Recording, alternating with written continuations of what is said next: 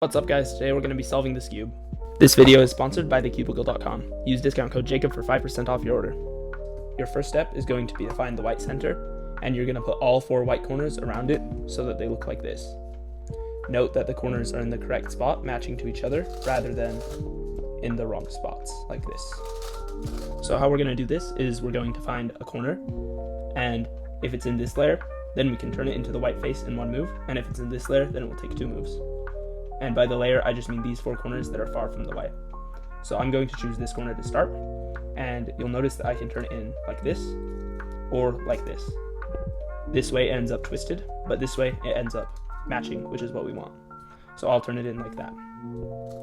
If you were to get a corner like this, where you put it in on both sides, and it doesn't match on either, what you can do is change its orientation, like this, and then try again, and it will match on one of them. This corner is a good next step. It can just go in like this, but then we're left with these 2. This one can go in like this, but what you'll notice is that now it's in the wrong spot relative to these 2, because if you remember, all the side corners have to match as well. So this corner actually needs to go in this spot, and it can't turn in there because then it will be twisted. So what we can do here is we can change the orientation of it like this, and then what you'll notice is that takes this out, but that's okay because we put this in, and then this can undo like that. So this is a pretty useful trigger that we learn, where when the corner is here and it's facing into this spot, you go down, put it in, and then come back up. Now for your last corner, it can't go in one move. So what we're going to do is instead bring it to the other side, and now it's this case where I can turn it like this, in and down. If you try that, but you try it from here and it is still twisted when you put it in, you can just do the sequence again and then it won't be. After a bit of practice with your first layer, this should become pretty intuitive and you should be able to do it on your own. But I'm just going to go through one more example just to help cement it if you still don't understand. So here is my white, and I'm going to start by putting this corner in one move like this. It could also go in like this, but that would not be solved. So I'll put it in like that. This corner is next because it's the only other one in the top, and the top ones are easier to solve. So what I'm going to do for this is attempt to put it in, and this way it goes in, but it doesn't match, so we can't put it in like that.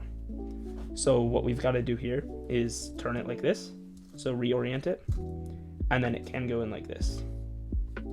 Next up we have these 2 corners. This one cannot go in one move because it will be twisted, but this one can. So we're going to put it in, and then this last one can come over, and then we can do the 3 move insert.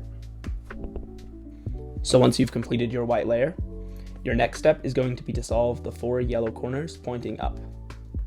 For this, there are 2 possible cases you can have. You can either have peanut, which is where 2 corners are solved and 2 are not, or you can have pie, where none of the corners are solved. Pi is the easier case, so it's the one I will be covering first. What you do for pi is you note where the corners that are the same, like point the same way, are, and you put those on the right. Then from here, you're going to do the following sequence of moves, which you'll memorize. This is called an algorithm.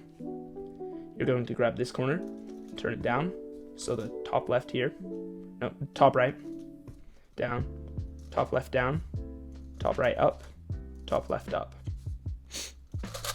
One more time.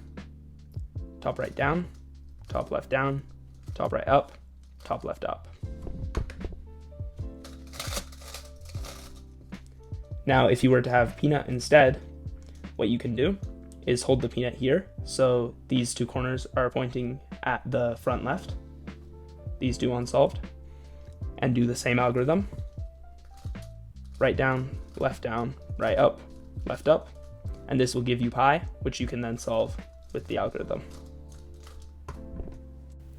So your next step, once you have all 4 corners solved, is you're going to get the yellow center into the middle with these corners.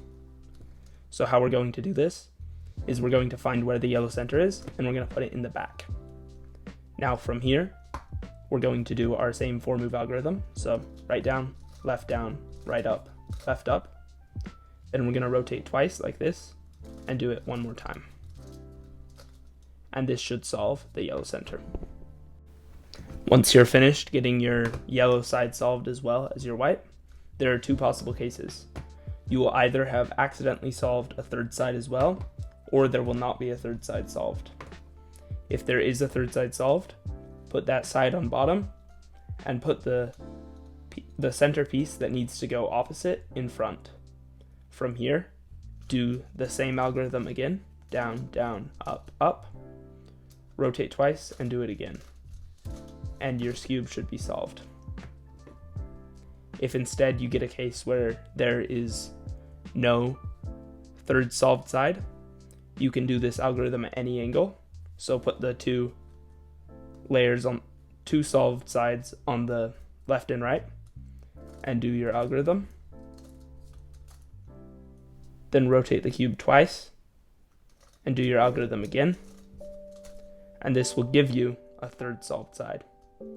Once you have this, you find the center that needs to go opposite and you put it in front and you do your algorithm, rotate twice and do it again. There you go. You have now solved the Skewb.